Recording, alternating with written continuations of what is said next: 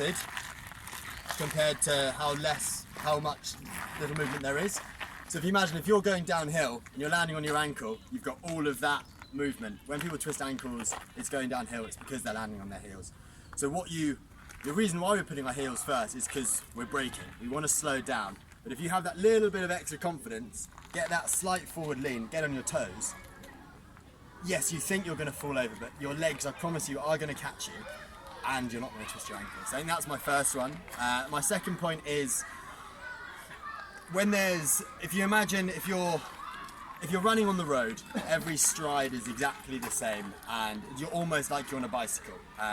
Whereas when you're on the trails, it's slightly different, and that's when sort of glutes and your supporting muscles and stabilizing muscles start to get fatigued. You end up using far more energy because you're going sort of from side to side.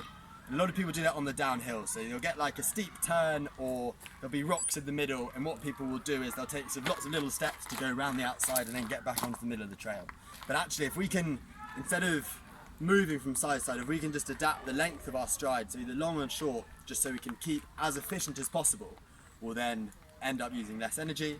And then the third point is balance. When we're running, we've only ever got one foot on the ground, unless something's going seriously wrong.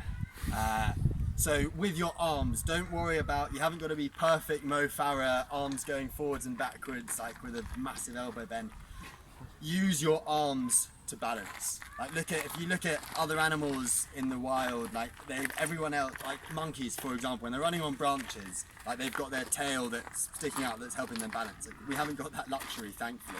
But use what you've got. So use your arms. Don't worry about if you look a little bit stupid. Like, Wahoka, it's time to fly. Use your arms, and that will just help with everything. You'll therefore then have more balance. You'll then feel more confident.